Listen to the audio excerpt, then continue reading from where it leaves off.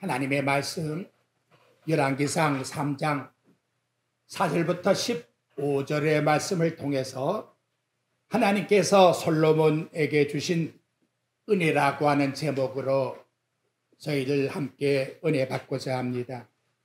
은혜란 하나님께서 타락한 인간에게 값없이 베푸신 호의를 말합니다. 바울 사도는 로마서 11장 32절에서 이 은혜라고 하는 뜻을 다음같이 설명합니다. 하나님이 모든 사람을 순종하지 아니하는 가운데 가두어 두심은 모든 사람에게 긍휼을 베풀려 하심이로다. 하나님께서는 타락한 모든 인간을 순종하지 않는 곧 죄를 짓는 장소 안에 가두어 두셨다라고 말씀합니다. 이 싱클레이어라고 하는 가두어라고 하는 단어는 물고기가 그물 아래 갇혀있는 상태에 나타나는 단어와 동일하게 보입니다. 이미 인간은 태어날 때부터 어린 아기랄지라도 죄 안에 갇혀있는 존재란 것이지요. 그러므로 인간은 하나님께 순종할 수 있는 자는 아무도 없습니다. 바로 이러한 상태 속에서 진정한 은혜가 뭐냐? 감사할 것이 뭐냐? 풍년이 풍성하신 하나님께서 그리스도를 이 땅에 보내주시고 당신의 자녀들 저와 여러분을 위해서 죄와 사망에서 나오게 하여 주시는 자유함이라고 하는 영생의 복을 주셨다는 것이지요. 그 놀라운 자유라는 영생의 복을 값없이 선택받은 자에게 하나님이 선물로 주셨다라고 말씀합니다. 그 이해의 말씀이 어디 있느냐? 로마서 9장 11절과 15절에 보면 그 자식들이 아직 나지도 않고 무슨 선이나 악을 행하지도 않았는데 택하심을 따라되는 하나님의 뜻이 행위로 말미암지 않고 오직 부르신 이로 말미암아 서게 하기 위해서 리브가에게 큰 자가 어린 자를 섬기리라. 기록된 바 내가 야곱은 사랑하고 에서는 미워했다 함과 같으리라고 말씀하고 있다는 것이지요. 바로 이 말씀을 베이스로 생각하면 하나님께서 솔로몬 왕에게 복을 준 것은 솔로몬의 그 선행이 일천번제의 결과가 복을 받게 한 것이 전혀 아니라는 것을 우리에게 깨닫게 해주고 있다는 거예요. 만일 솔로몬의 선행과 공력의 결과가 복을 받았다면 이는 이방 종교들이 말하지요. 지성이면 감천이라. 공력의 결과로 일천번제를 우리 성도들이 정성스럽게 드리게 되면 솔로몬 왕이 받은 복과 같이 우리도 받을 수 있게 된다. 이런 의미가 된다는 것이지요. 이렇게 해서 기독교가 타락하니까 지금도 기독교 서점에 가게 되면 일천번제 봉투가 있다는 거예요. 얼마나 점점 신앙적으로 잘못되고 있나 이 말이에요. 이제 역대하 1장 1절 말씀에 가보게 되면 다윗의 아들 솔로몬의 왕위가 경거에 가며 그의 여호와 하나님께 그와 함께하니 심히 장대하게 하시니라. 이렇게 말씀하고 있습니다. 쉽게 말하면 여호와 하나님이 솔로몬에게 은혜를 베풀어 주니까 하나님은 그와 함께 있고 그 왕위가 견고해졌고 그리고 모든 것에 심히 장대하게 되었다는 말씀이지요. 솔로몬이 왕이 받은 이 복은 하나님의 선수적인 은혜의 결과로 이루어졌다는 것을 일러주고 있는 것입니다. 성경에 하나님이 함께라고 하는 임이라고 하는 히브리어 단어를 창세기 5장 22절에는 에녹이 300년간 하나님과 동행하매라고 하는 할라크란 단어와 동일하게 나타납니다. 창세기 6장 8절과 9절에는 노아가 하나님께 은혜를 받음에 그와 동행하였고 똑같은 할라커의 단어를 쓰고 있습니다. 창세기 39장 3절에 보면 요셉의 주인이 여호와께서 그와 함께함을 보며 또 여호와께서 그에게 범사에 형통하게 하심을 보았더라.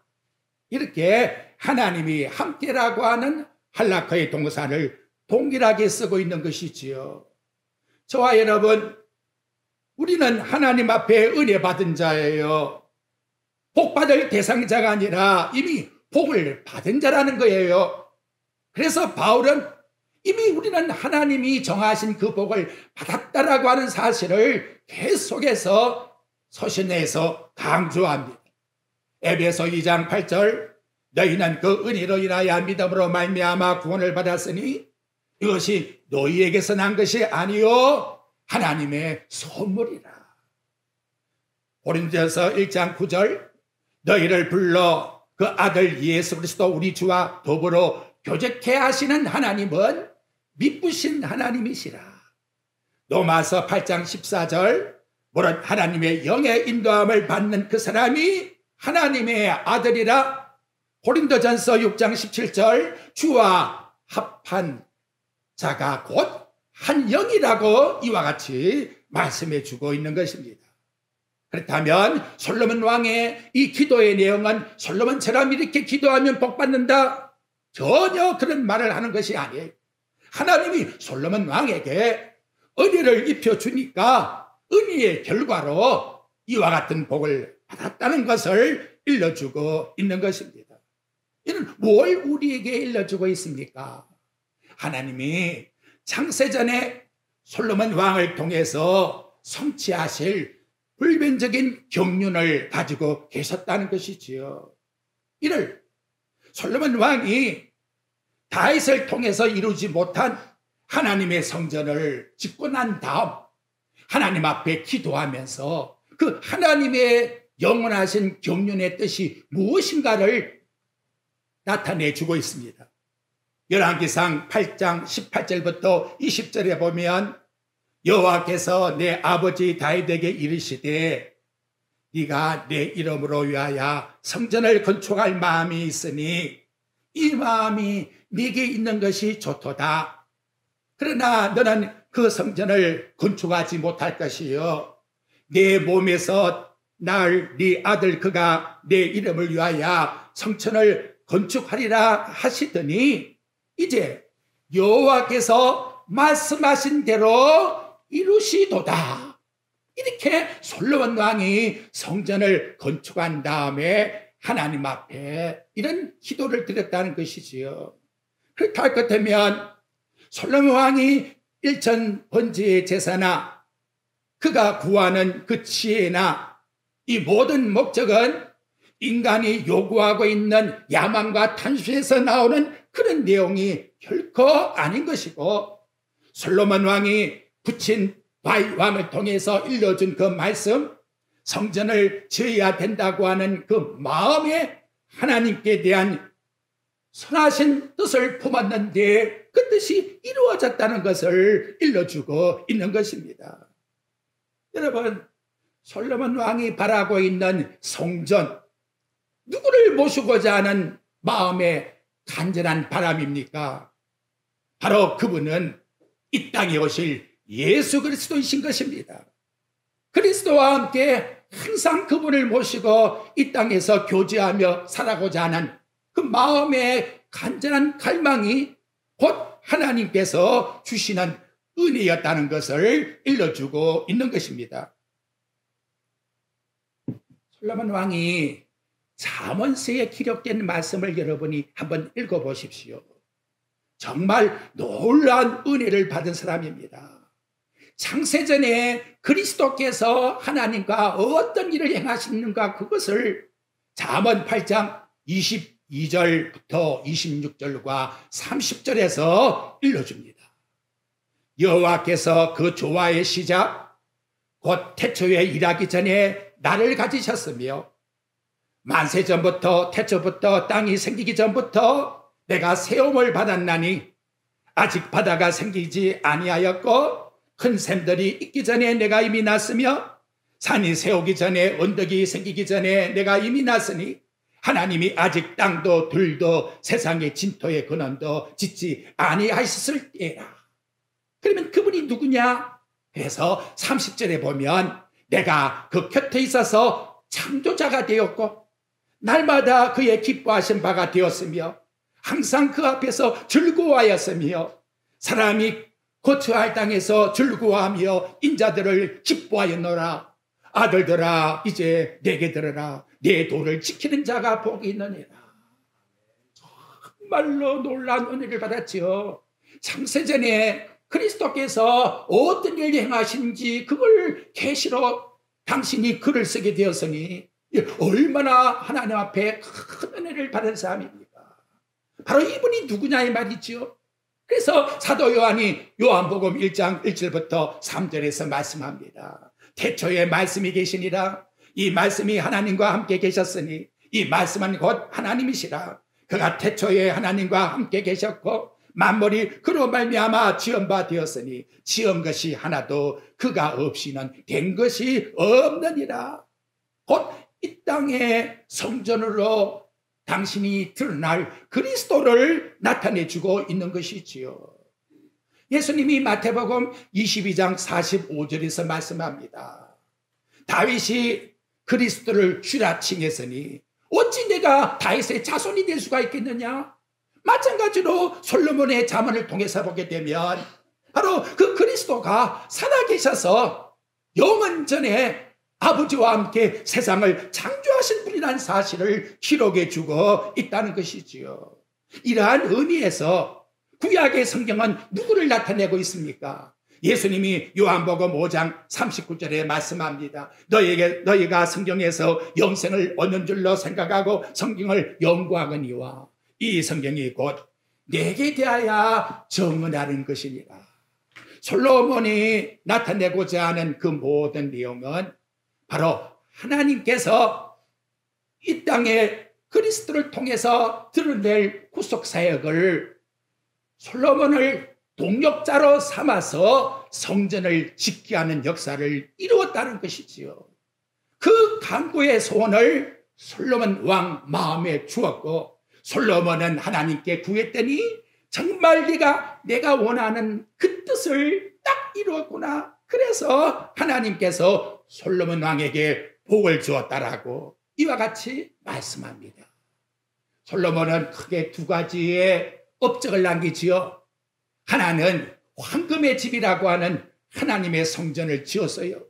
또 하나는 마태복음 1장 6절에 보게 되면 다윗은 우리아의 아내에게서 솔로몬을 낳고 이래서 예수 그리스도의 계보 속에 육신의 조상이 되었다는 사실을 일러주고 있는 것입니다. 자, 기도는 뭘까요? 바울은 빌립보 2장 13절에서 말씀합니다. 너희 안에서 행하시는 이는 하나님이시니 자기의 기쁘신 뜻을 위하여 너희에게 소원을 두고 행하게 하시느니라. 기도는 우리의 소원의 뜻을 이루게 하는 간구함이 아니라 솔로몬 왕의 기도의 내용과 같이 하나님이 당신의 기쁘신 그 경륜의 뜻을 이루기 위해서 인간 솔로몬을 하나님의 그러한 구속사역에 함께 동력자로 삼아 그 마음에서 하나님이 바라는 소원을 주게 해서 간구하게 하시고 그 뜻을 이루고 성취했다는 것을 저와 여러분에게 말씀으로 일러주고 있다는 뜻이지요.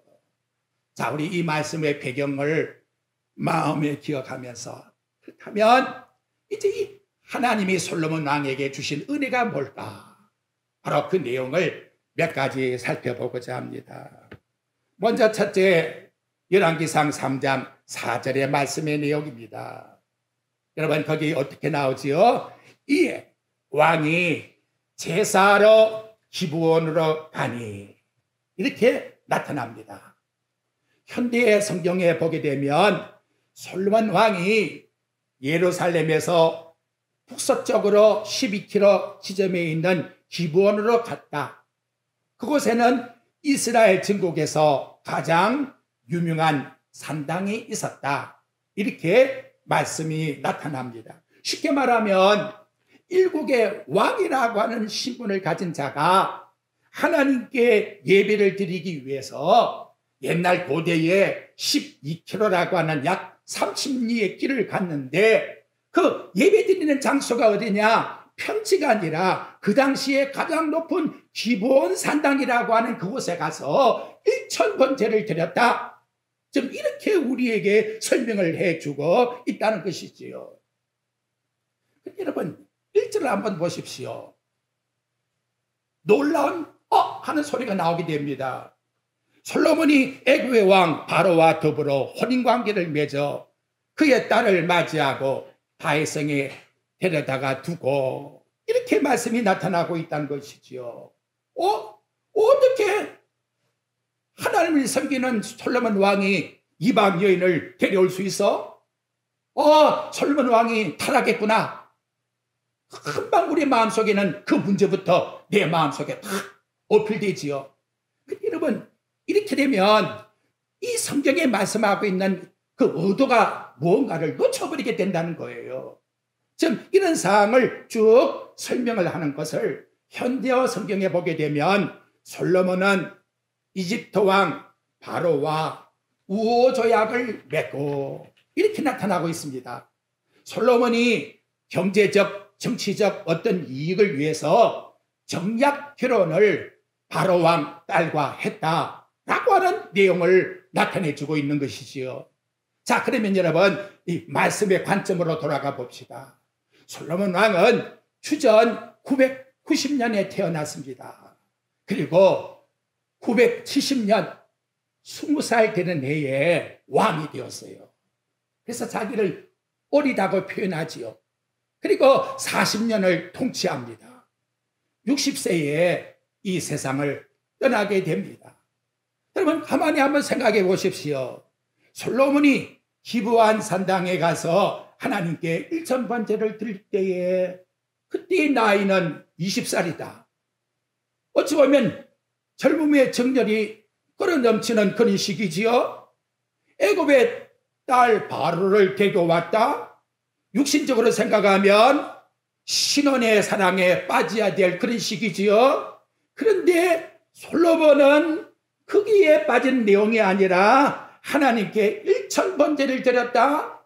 그러니까 뭘 말씀하느냐? 하나님을 향한 믿음의 사랑이 육신의 사랑보다도 우선되고 있다는 것을 지금 드러내기 위해서 이 말씀을 표현해 주고 있습니다.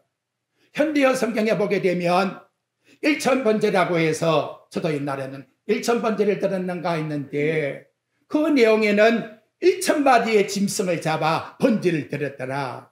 그래서 1000번 가서 제사를 드렸다는 그 내용보다는 1000마리의 제사를 하나님께 번제로 드렸다.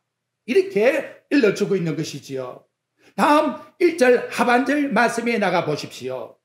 그 당시에 어떤 일을 하고 있었느냐? 여호와의 성전과 예루살렘 주위에 성의 공사가 끝나기를 바라고 있었다. 바랬다라고 하는 바람, 마음에 원했는데 그 꿈꾸는 업적이 점점 이루어지고 있었다. 그때에 1000번제를 가서 드렸다. 열왕기상 6장 38절에 보면 성전 짓는 기간이 7년이었고 자기의 궁궐을 짓는 시간이 열왕기상 7장 1절에 보면 13년이었습니다. 요 사이도 황금의 집이라 그러지요. 얼마나 규모가 화려하며 웅장하겠습니까? 육신적으로 생각하면 어때요? 이런 마음 들었을 거예요. 내가 하나님께 성전을 지은 다음 하나님께 들어가서 내가 1000마리의 양을 가지고 제사를 드려야지. 얼마든지 이런 마음이 들 수가 있는데 그러나 솔로몬 왕의 마음은 그런 마음이 아니었다는 거지요. 먼저 기브온 산당에 가서 나는 하나님께 예배를 드리리라. 여러분 이런 상황이 왜 일어날까요? 딱 한 가지였어요. 그걸 성경은 우리들에게 밝혀주는데 다름이 아니라 곧 하나님을 향한 사랑이었다는 사실을 저와 여러분들에게 말씀을 통해서 나타내주고 있다는 것입니다. 여러분 3절 말씀을 보십시오. 솔로몬의 믿음이 어디서부터 출발되는가가 나오지요. 그럼에도 불구하고 1절, 2절의 내용에도 불구하고 그리고 3절이 나오는 거예요. 그래서 솔로몬이 여호와를 어떻게 했고요? 사랑하고. 즉 솔로몬의 믿음의 행실은 여호와 하나님을 향한 어디서 나왔다고요? 사랑이라고 하는 그 마음에서부터 출발되었다고 말씀하고 있습니다. 내가 얼마나 하나님을 사랑하는지 아십니까? 솔로몬은 아가서 8장 7절에서 당신이 하나님을 사랑하는 사랑을 이렇게 고백하고 있습니다. 내가 여호와 하나님을 사랑하는 이 사랑, 많은 물도 이 사랑을 끄지 못하겠고 홍수라도 삼키지 못하리니 사람이 그의 온 가산을 주고 사랑과 바꾸려 할지라도 오히려 나에게는 너를 멸시할 것이라고 이렇게 표현되고 있다는 거지요. 솔로몬 왕은 아버지 다윗이 하나님을 사랑하는 그 마음이 그에게도 있었기 때문에 솔로몬은 하나님을 위한 사랑이라 같으면 이 당시의 상황이에요. 이 당시에 가지고 있었던 하나님께 대한 사랑은 내 심정은 기브온 산당에 가서 1000번째를 드려도 부족할 뿐이다. 바로 이러한 심정을 가지고서 오늘 믿음의 행동이 나타나고 있다는 것이지요. 신앙의 원인이 뭡니까? 우리가 왜 신앙생활에 행동을 옮기지요? 사랑의 동기가 안 되면 결국에 가면 짜증이 나고 역증이 나고 율법으로 돌아가는 거예요. 오늘 저와 여러분에게 중요한 것은 예수님이 마가복음 12장 28절부터 31절에 말씀합니다. 서기관이 나와서 묻지요. 모든 계명 중에 무엇이 첫 번째 되는 계명입니까? 예수님이 대답합니다. 첫째는 네 마음을 다하고 목숨을 다하고 뜻을 다하고 힘을 다하여 주 여호와 하나님을 사랑하고, 둘째는 네 이웃을 내 몸과 같이 사랑하라. 이 이상 더 큰 계명이 없느니라고 말씀합니다. 바울도 갈라디아 5장 6절에 말씀합니다. 예수 그리스도 안에는 할례나 무할례가 아무 효력이 없으되, 한번 따라해 봅시다. 사랑으로 역사하는 믿음이니라. 사랑으로 역사하는 믿음이니라. 결국은 내 마음에 사랑만 있으면요, 육체적으로 연애하는 사람들 보십시오. 밤이 어디 있습니까? 시간이 어디 있습니까? 사랑만 있으면 언제든지 가서 만나는 거지요. 여러분, 우리에게 중요한 거 뭐냐? 예수님이 누가복음 18장 8절에서 말씀합니다. 인자가 올 때에 세상에서 믿음을 보겠느냐. 하나님을 향한 사랑이 식어져 가는 거지요. 왜 그러느냐? 자기를 사랑하고 돈을 사랑하고 쾌락을 사랑하고 하나님보다 다른 세상 것을 더 우선적으로 사랑하기 때문에. 그렇다면 여러분, 이 시간 하나님 나에게 주신 복이 뭡니까? 이렇게 질문하지 마시고, 내가 하나님 앞에 나와 예배 드리는 자로 삼아 주었으니, 야, 이것이 세상에 하나님이 나에게 주신 가장 큰 애구나 하는 것을 우리 마음속에 고맙게 감사함으로 얘기해야 돼요. 두 번째 내용의 말씀은 하나님께서 솔로몬 왕에게 주신 은혜는 바로 보답해 드리고자 하는 말씀이지요. 주시오, 그런 내용이 아니었다는 거지요. 여러분, 하나님이 솔로몬 왕에게 말하지요. 꿈에 나타나서 5절 하반절에 내가 네게 뭘 줄까? 죄송해요. 하나님이 지금 저와 여러분에게 내가 네게 뭘 줄까? 라고 질문하신다면 우리의 마음은 어떤 대답을 하렵니까? 이미 내 마음은 벌써 나와요. 10중 8구가 우리 인간의 어떠한 육신의 목적을 이루고자 하는 것이 우선되어 나오려고 하는 것이 너무나 우리 마음에서 움직이고 있다는 것이지요. 근데 이 솔로몬 왕은 지금 뭐라고 하나님께 대답을 하는가 하면, 여러분 본문 말씀 6절 말씀을 보십시오. 내가 네게 뭘 줄까? 그렇게 말했을 때에 줄 거라고 하는 거기에 대한 대답이 아닙니다. 내가 어떻게 하면 우리 하나님께서 지금 내게 주신 이 은혜를 보답해 드리겠습니까? 나를 하나님께 보답해 드릴 수 있는 자로 삼아주세요. 그걸 여기 대답을 하고 있다는 거지요. 6절 나오지요. 솔로몬이 이르되 주의 종 내 아버지 다윗 성실과 공의와 정정한 마음으로 주와 함께 주 앞에서 행하심으로 그게 나왔잖아요. 뭐랍니까? 주께서 그에게 뭘 주었다? 큰 은혜를 베푸셨다. 주께서 또 그를 위해서 이 큰 은혜를 항상 주사 오늘날 같이 그의 자리에 앉은 이들을 그에게 주셨나이다. 누구에게? 나에게도. 하나님, 내가 얼마나 큰 복을 받았는데요. 나의 20살에 하나님 나를 왕으로 삼아 주었으니 내가 이걸 어떻게 은혜를 보답해 드리겠습니까? 바로 그 열망을 오히려 하나님께 드리고 있다는 것이지요. 다윗의 마음에도 여러분 시편 116장 12절에 보면 내게 주신 모든 은혜를 내가 무엇으로 보답할까? 사망의 줄이 나를 두르고 수월의 고통이 내게 오고 환난이 내게 와서 슬픔을 준다 할지라도 그럼에도 불구하고 나는 하나님께 받은 은혜가 너무나 크나이다. 하나님, 내가 받은 이 은혜를 무엇으로 하나님께 보답해 드리겠나이까? 그 아들 솔로몬도 마찬가지. 하나님, 나에게 이렇게 왕위를 주었는데 내 이 젊은 나이에 얼마나 큰 복을 받았는지요. 내가 어떻게 우리 주님께 보답할까요? 이 시간 우리의 마음은 어떠한 마음입니까? 주시오, 주시오, 주시오. 하나님이 우리에게 주신 은혜를 한번 생각해 보십시오. 하나님의 은혜로 말미암아 믿음으로 세상에 알지 못하는 구원을 받게 주었으니 지금 죽어도 영생인데 하나님, 이런 놀라운 영생의 복을 받은 나로서 이 땅에서 내가 무엇으로 하나님께 보답해 드릴까요? 여러분, 진정한 보답에 감사가 안 되면요, 실력 내가 구해서 받는다 할지라도 욕심으로 나오는 구함은 결국에 가면 죄를 짓게 돼요. 복이 아니라는 거지요. 진정 우리에게 중요한 것은 우리 하나님 앞에 어떻게 하면 보답해 드릴까라고 하는 감사의 마음이 넘쳐야 되는 거예요. 우리 한번 생각해 보십시오. 저나 여러분이나 일주일 살아가면서 어떤 마음을 품고 살았습니까? 이것도 하시고 저것도 하시고 이것도 그 마음이 더 끌려나갔지. 하나님 감사합니다. 어떻게 보답할까요? 내 시간을, 내 물질을, 내 재주를 어떻게 주님께 드릴까요? 진정 마음에서 솔로몬 왕과 같이 마음이 벅차올라서 내가 하나님을 사랑하기 때문에 하나님 내게 원하신다면 내 목숨도 우리 하나님께 드리겠나이다. 이러한 심정으로 우리 하나님께 나아가야 되는 것이 진정한 복이지요. 그래서 갈라디아서 4장 15절에 다윗이 갈라디아 교인들에게 일침을 넣는 거예요. 너희 복이 지금 어디 있는가 생각해 보라. 이렇게 말씀하고 있다는 거지요. 하나님 나에게 이렇게 복을 주었습니까? 그 은혜에 너무나 감사합니다. 그 마음만 가지고 있으면 진정한 하나님께 은혜를 받고 있는 증거예요.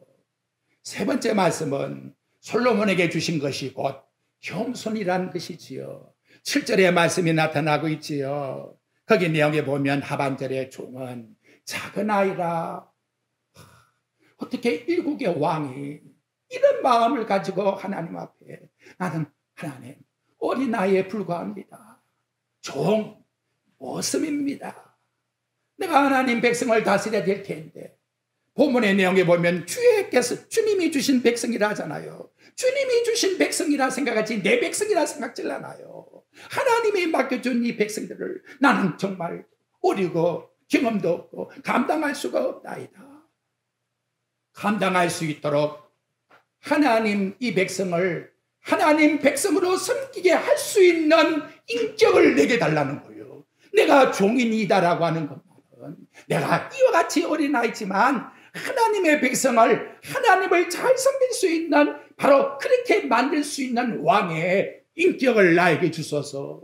그것이 겸손하게 당신을 자기 종이라고 하나님께 고백을 드린 겁니다. 잠언이 솔로몬 왕이 잠언 18장 22절에서 말씀합니다. 교만은 멸망의 선봉이요 겸손은 종기의 앞잡이니라. 베드로 사도가 베드로전서 5장 5절에서 말씀하지요. 하나님이 교만한 자를 대적하시고 겸손한 자에게 은혜를 주시느니라. 내 마음속에 하나님의 백성을 하나님 백성답게 양육시킬 수 있는 목회를 주시옵소서. 하나님, 우리 자녀들을, 우리 식구들을 하나님 백성으로 만들 수 있도록 나에게 그와 같은 겸손한 마음으로 섬길 수 있게 주옵소서. 바로 이러한 마음을 가지는 그 자체가 우리 하나님께서 주시는 큰 은혜의 복이라는 거지요. 그래서 결과가 뭐냐? 솔로몬 왕이 뭘 구하지요? 지혜를 구하지요. 여러분 9절 말씀의 내용이 납니다. 누가 주의 많은 백성을 재판할 수 있으리까? 든든 마음을 종에게 주사 주의 백성을 재판하여 선악을 분별하게 하옵소서. 이것이 솔로몬 왕이 하나님께 구한 지혜이지요. 여기도 주의 백성이란 단어가 두 번씩이나 나옵니다. 자기의 자신을 드러내는 게 아니라 주의 백성들. 솔로몬 왕은 하나님 마음을 알고 있어요. 하나님이 심판하시는 잣대는 어디 있느냐? 역사의 번창이나 길이 있는 것이 아니라 하나님이 보실 때에 바라보는 공의의 관점에서 본다는 것이지요. 그래서 시편 89장 14절에 보면 의와 공의가 부의 보좌의 기초가 된다라고 말씀을 합니다.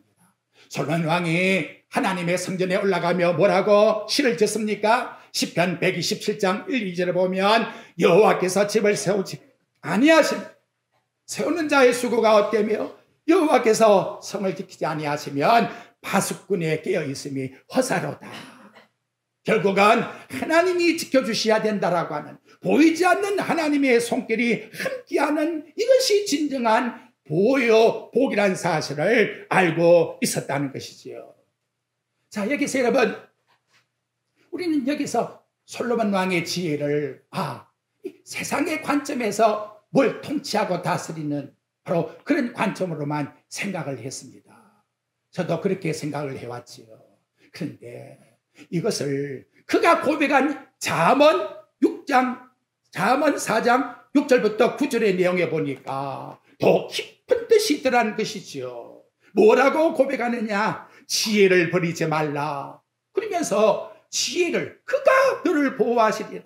그를 사랑해라. 그가 너를 지키시리라. 그를 높이라. 그가 너를 높이리라. 그를 마음에 품어라. 그가 너를 영화롭게 하리라. 그가 아름다운 관을 네 머리에 두게 하사 영화로 면류관을 네게 주리라. 솔로몬 왕이 구하고 있는 이 지혜의 근본을 따라 올라가게 되면 지혜라고 하는 어떤 뭔가 잡힌 것이 없는 것이 아니라 인격을 구하고 있다는 거예요. 그 인격이 뭐냐? 태초에 하나님과 함께 천지를 창조하신 지혜의 왕, 그 왕이 세상을 통치하시는 그 지혜를 저에게 임하게 주어서 우리 주님이 주시는 지혜 속에서 하나님의 나라를 통치하게 주옵소서. 이 뜻이 바로 솔로몬 왕의 지혜의 궁극적인 목적이었다는 것이지요. 그랬더니 우리 하나님께서 10절 말씀해 보니까 뭐라지요? 솔로몬이 이것을 구함에 그 말씀이 주의 마음에 어땠다고요? 합당했다. 성도 여러분, 우리 하나님이 우리에게 요구하시는 것이 뭘까요? 우리는 그리스도를 구해야 돼요. 그리스도 안에 모든 것이 다 있기 때문에. 그래서 바울이 디모데에게 부탁합니다. 디모데후서 2장 7절에 보면 내가 말한 걸 생각해라. 내가 네게 뭐라고 알려주었느냐? 예수 그리스도를 알려주지 않았느냐? 그분을 네가 깊이 생각하면 범사에 너에게 총명함을 주리라. 이게 여러분 해답이라는 거지요. 이 세상에 이것 달라 저것 달라 이렇게 하는 지혜를 달라, 그게 문제가 아니에요. 그 모든 것을 통치하시고 움직이시는 주인님, 그분이 나에게 주인님이 되셔서 나에게 지혜를 주시면 모든 것은 다 끝나는 거예요. 결국은 예수 그리스도를 바라보며 그분의 통치를 하시는 지혜를 솔로몬 왕은 구했다는 것이지요. 이제 우리 결론을 맺으십시다. 우리는 예수 그리스도를 주일로 섬기는 자들입니다. 그래서 저와 여러분은 그리스도께 속했고 그리스도는 하나님께 속했다고 고린도전서 3장 23절에서 말씀합니다. 주님 안에 신성의 모든 충만이 육체로 거하시며 우리 성도들은 그 안에서 그분이 가진 모든 통치자와 권세를 누리는 자라고 골로새 2장 6절부터 10절에서 말씀합니다. 솔로몬 왕의 기도처럼 지혜의 왕이 주시는 은혜 안에서 그분이 나를 통치하시는 그 통치함이 이 세상의 최고의 만족이요 내가 바라는 기도의 소원입니다. 바로 이러한 마음을 가지고 이 땅에 살아갈 때에 그리스도 안에서 그분과 함께 살아가는 저와 여러분의 삶이 되시기를 주님의 이름으로 축복드립니다.